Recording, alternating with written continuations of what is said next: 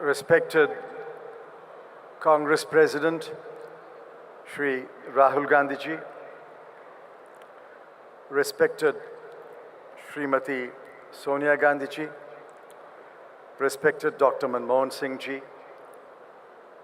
my colleagues, friends from all parts of India who've traveled long distances to this historic 84th plenary session of the Indian National Congress.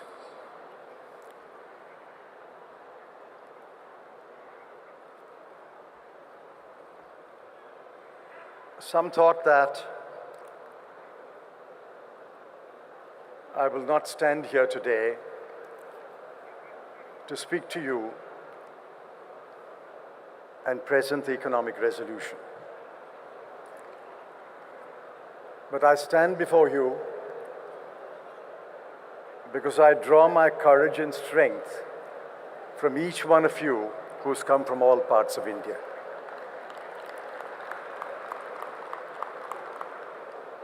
If there is steel in me, it is a steel that is instilled in me from 45 years of association with the Congress Party. I've seen Srimati Sonia Gandhi steer this party for 20 years amidst great challenges. That has helped that steel in me grow. And today, with your good wishes, I wish to present the economic resolution at this plenary session.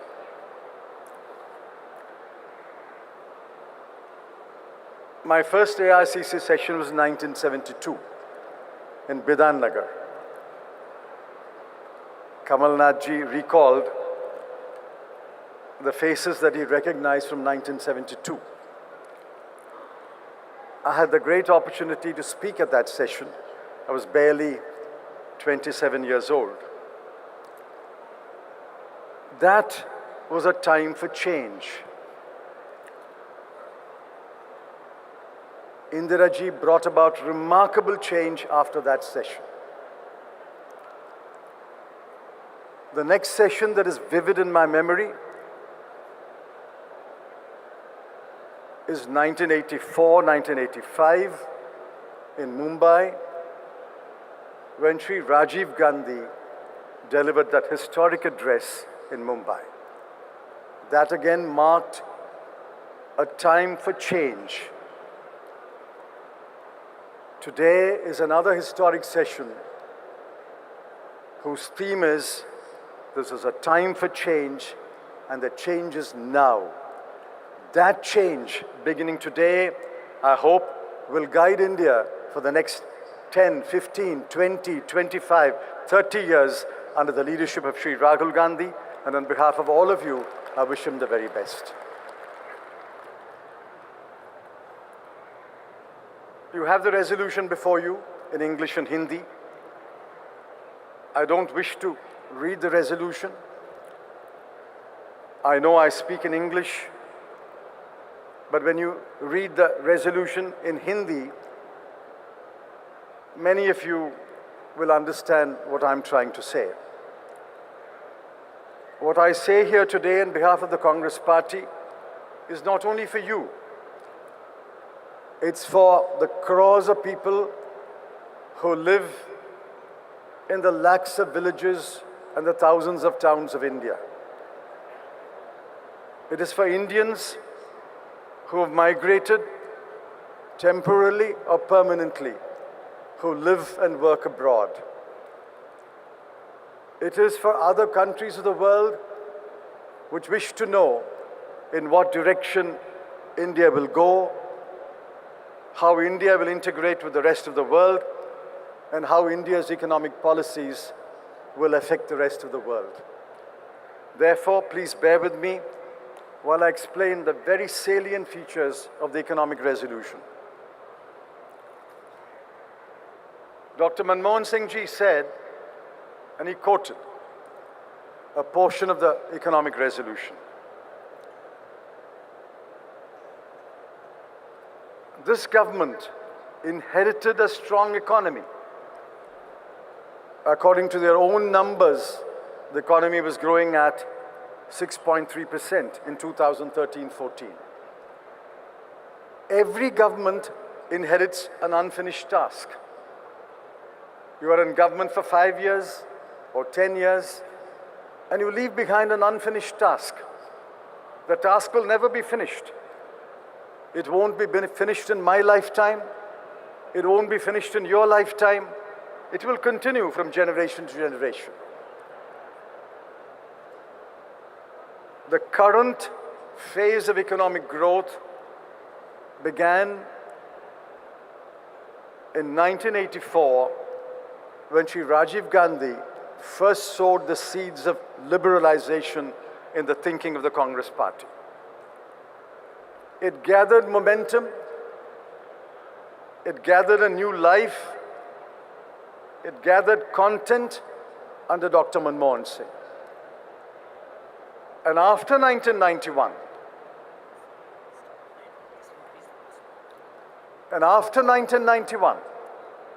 in the journey that has taken us 27 years, the change that has come about in India is truly remarkable. Only yesterday, Nobel laureate Paul Krugman said, no country in the world has increased its GDP as well as per capita income by 3 or 3.5 times in a matter of 10 years. And that's the proudest achievement of the UPA government between 2004 and 2014. So whatever the NDA may say, whatever the BJP may say, the record speaks for itself. The world acknowledges the remarkable contribution made by the UPA government. But what did they do? What did they do with their inheritance? Firstly, when world growth was picking up, the Indian economy, according to their own report, decoupled itself from the world economy. The economic survey says that there are 3 main challenges which were not addressed in the last 4 years: education and health, agriculture, employment. And then the most severe indictment in the last 4 years, real agricultural GDP and real agricultural incomes have remained stagnant. I want to ask the BJP, I want to ask the Prime Minister, if in 4 years you did not address the challenge of education or health or agriculture or employment, if in 4 years the farm sector has become relatively poorer, if in 4 years the average farmer has become relatively poorer, what the heck have you been doing in the last 4 years? This is a question that the Prime Minister must answer. Linga? Demonetization was a big lie. There cannot be a greater lie than demonetization. They said, we will abolish black money. We will put an end to corruption. We will stop fake currency. Have they put an end to black money? Every rally, every public meeting with the Prime Minister, is it financed by any money other than black money? Have they put an end to corruption? Have they put an end to fake currency?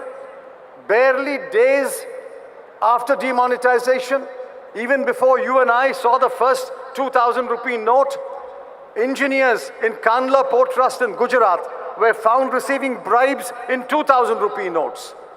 New 2,000 rupee notes were found on the bodies of infiltrators who were killed in Gujarat, in Jammu Kashmir. Demonetization was a big lie.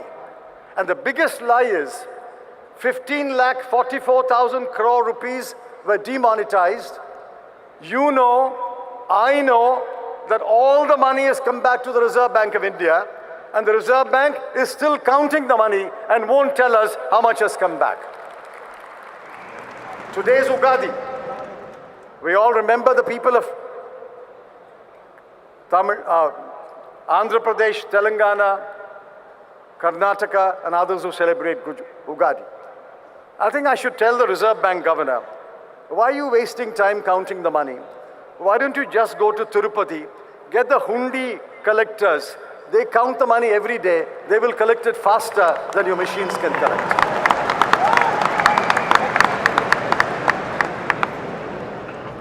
The other utterly foolish move they did, distorted a good idea. GST was our idea. GST was supposed to be a good and simple tax.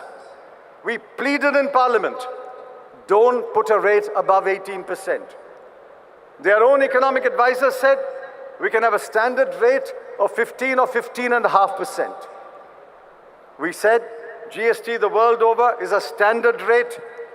If you want, in the beginning, in the transition, you can have a standard minus rate and a standard plus rate, but please announce a standard rate. What did they do? They fleeced the people of India. They robbed the people of India. They fixed rates of 0.3, 5, 8, 12, 18, 28, 40, plus cesses on top of it. They distorted GST, wrecked trade, destroyed thousands of small and medium businesses, destroyed millions of jobs, and today GST has earned a bad name only because of the BJP government.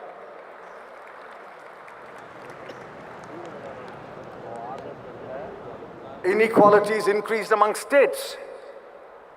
Inequalities increased among sections of the people. Nobody has been more affected than the scheduled caste. The scheduled caste sub-plan has been scrapped. The scheduled tribes, the tribal sub-plan has been scrapped. Women, children, and minorities. Unemployment is the biggest challenge facing this country. We created jobs, not enough jobs, but we created jobs. This government has destroyed jobs.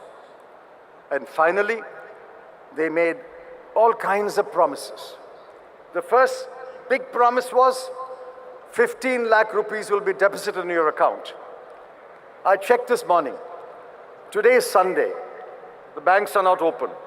But I think tomorrow when you go back home and open your bank account, Mr. Modi would have deposited 15 lakh rupees. That was the first lie they uttered in their drive to power. But it was followed by a series of lies.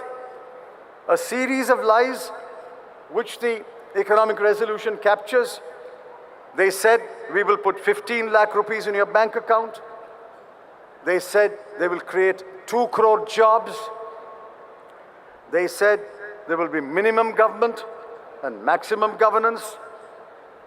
They said, Achhe din aane wale hai. And they said, we will control inflation. They said that we will give fair prices to farmers. Every single promise has been broken. Let the BJP answer which one of the promises has been kept in the last 4 years. Friends, I want to tell you about our record and ask Mr. Modi what is his record. Our record is, in the 10 years of UPA, the economy grew by 7.7%. Never in India's history has decadal growth been 7.7% a year. What is the record of the BJP government in the last 4 years? Our record is that the GDP in 10 years increased from, and I want you to remember this number, 30 lakh crore rupees to nearly 100 rupees to 85,000 rupees in 10 years. What is the record of the BJP government? Our record is agricultural growth was 4%. The BJP's record is 2.7%. Our record is minimum support prices were increased 3 times in 10 years. It trebled in 10 years. The BJP's record is, for 4 years, they gave miserly increases in MSP, and suddenly in the last year, they wake up and say, we're going to give you MSP equal to cost plus 50%. Our record is farmers' incomes increased by 40% in real terms in 10 years. Their record is, the Niti Aayog's report says, for the first time in India's history, real income of farmers has declined in the last 4 years. Suddenly, the Prime Minister says, and yesterday he went on to explain, how he's going to give MSP, which will be cost plus 50%. We asked him, which cost? Is it A1 cost, C1 cost, C2 cost, which cost? And yesterday he gave a long list of costs that will be taken into account, and add 50% to that, that will be the MSP. I want to ask him, every year, food subsidy increases by 30,000 crore. That is necessary to take care of inflation, necessary to take care of increased procurement, necessary to take care of the rise in population. Between 2016-17 and 17-18, MSP, the food subsidy increased by 30,000 crore. Between 2017-18 and next year, 2018-19, the provision for food subsidy has increased by 30,000 crore, from 1,40,000 to 1,70,000. So the 30,000 crore that you have provided already is for taking care of the current MSP. If you are going to give MSP equal to cost plus 50%, I want to ask the Prime Minister, come to Parliament tomorrow and tell us where the money is coming from, where have you provided the money, and without providing the money, how do you make this promise to the people? Why does the Prime Minister choose a Saturday when Parliament is not sitting to make this statement? Why doesn't he come to the floor of the Lok Sabha and floor of the Rajya Sabha and make the promise to parliamentarians that here is the MSP that I will give?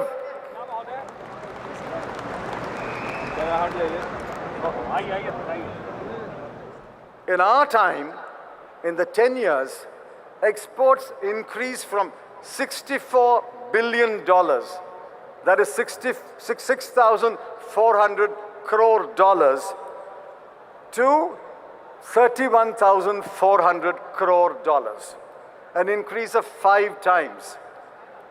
6,400 crore dollars to 31,400 crore dollars. Remember this number, 314 billion.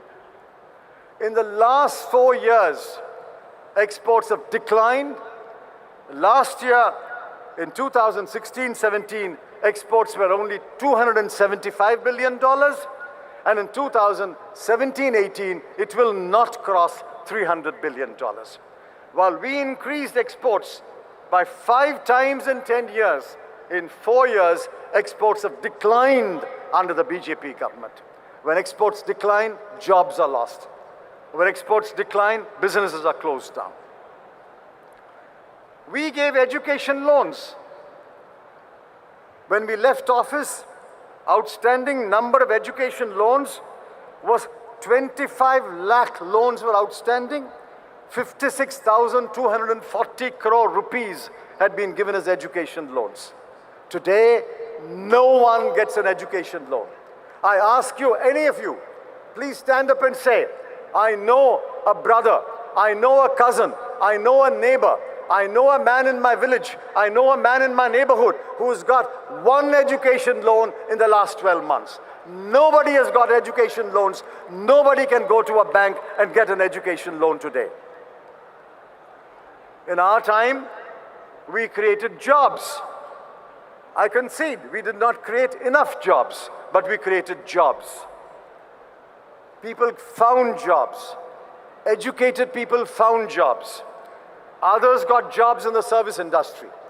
In 4 years of the BJP government, they have not created jobs, they have destroyed jobs. Demonetization destroyed jobs. A flawed GST destroyed jobs. They have destroyed jobs.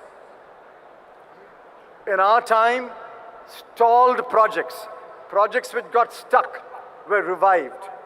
We set up a special committee and the cabinet looked at it practically every month, and a project that was stuck was started again. Look at their record. In 2014, there were 766 stalled projects. In 2015, the number went up to 816. In 2016, the number went up to 893. More projects are stalled today. Projects are not revived. Projects are not started. Projects are stopped. Projects are stalled. And finally, this is the greatest achievement of the Manmohan Singh government. 140 million people, 14 crore people were lifted out of poverty. Never before has it happened in the history of mankind. Never before has any country lifted 14 crore people out of poverty. I charge the BJP government, in the last 4 years, you have pushed people into poverty. Demonetization pushed thousands of people into poverty. 100 people lost their lives standing in the queue to get their own money. GST destroyed jobs. GST pushed people into poverty. Agrarian distress has pushed farmers into poverty. Daily workers have been pushed into poverty. Small and medium businesses that have closed down, their families have been pushed into poverty. If there is a survey today of the poverty ratio, I'm absolutely certain in the last 4 years, the number of people below the poverty line has increased in absolute terms rather than reduced. This is the greatest disservice that the BJP government has done to the people of India. And on this one count alone, we hear the voice of the people from Alwar to Ajmer, to Gorakhpur, to Fulpur, to Araria. The people have spoken saying, this government, increasing and lifting people out of poverty, is pushing people into poverty. Finally, my friends, let me tell you on behalf of the Congress Party, the country faces a crisis. It will go into a deeper crisis in the last year of this government. This budget has provided no answers. This budget is the handiwork of a government which is completely helpless, completely clueless, completely directionless. I'm afraid 12 months from today, whoever comes into government will face a major crisis. The one party which can bring this country out of crisis is the Congress Party. Why do I say that? I say that not out of arrogance, not out of conceit. I say that because we have done it before and we can do it again. We have done it before and we can do it again. For the farmers, we promise debt forgiveness, generous credit, remunerative prices, and a safety net. You may ask me, how are you confident you will do it again? Yes, we have done it before. We were the ones who waived 72,000 crore of farmers' loans in 2008. We were the ones who gave generous credit to farmers with interest subsidy. And we were the one who gave them remunerative prices by increasing MSP 3.5 times in 10 years. We have done it before, and I tell the farmers of India, all my farmer brothers and sisters, we can do it again. The Congress Party can do it again. To the private sector, you are the sector that will create jobs. You are the sector that will bring investment. You are the sector that will drive India's exports. You are the sector that will employ thousands and thousands of young men and women. In the 10 years of UPA rule, the private sector flourished. We matched it with a competitive and viable public sector. Investments boomed. Gross fixed capital formation touched an all-time high of 35%. We have done it before, and we will do it again beginning next year.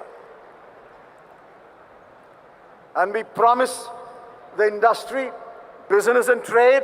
There will be no tax terrorism, no veiled threats, no midnight knocks on your door, and no arbitrary powers to tax officials which have kept you in utter fear. We will lift fear and we will allow you to create wealth. We have done it before and we will do it again. The banks are paralyzed today, thanks to this government. NPA is not a new problem. India has faced two major NPA crises in the past. Once in 2001-2 and once in 2009-10. On both occasions, the Indian banking system was relieved of the NPA problem by sagacious decisions, by wise decisions. Today, the NPA problem is worsening every day. When we left office, the NPA was 2 lakh crore. In December 2017, NPA is 10 lakh crore. What does it mean? It means that loans which were performing loans when the UPA demitted office have become non-performing loans in the last 4 years. To all those who are worried about the banking system, let me give this assurance. We solved India's NPA problem at the worst time in 2009-8 after the international financial crisis. We have done it before, we can do it again. We will retrieve India's banking system from the present crisis.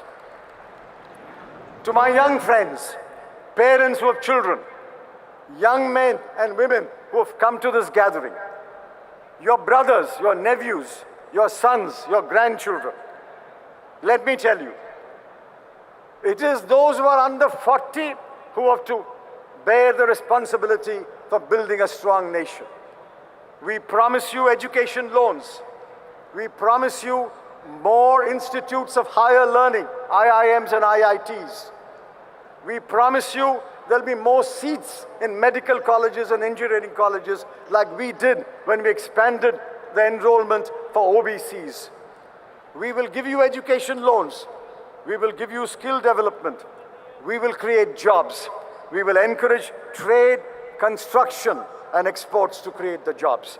We have done it before, and we will do it again. Repose your faith in us. And finally,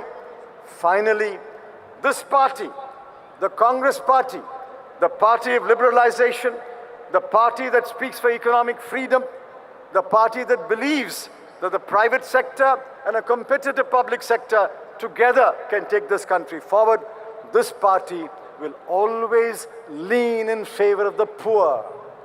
As long as there are poor in this country, this party must lean in favor of the poor. We can encourage the middle classes and the rich classes to create wealth. But those who are left behind, those who cannot access the market, those who are deprived of education, those who are deprived of healthcare, this party commits to be always a party that will lean in favor of the poor and build safety nets for the poor. We built India's greatest safety nets. The right to work was our safety net. The right to education was our safety net. The right to food was our safety net.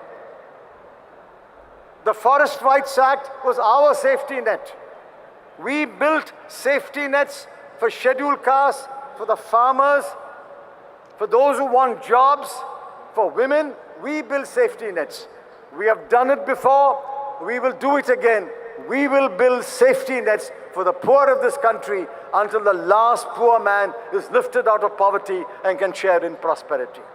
Friends, go from here to your villages, to your towns, and spread the word. A new leadership, a young leadership, a dynamic leadership has taken over in the Congress party. The Congress party looks forward, looks to the future with great confidence. We have done it before, we will do it again. Let the past 4 years and the year that will go by be a bad memory. We will come back with friends, allies. We will come back in 2019 and take this country forward. I ask for your support for the economic resolution. Thank you. Jai Hind.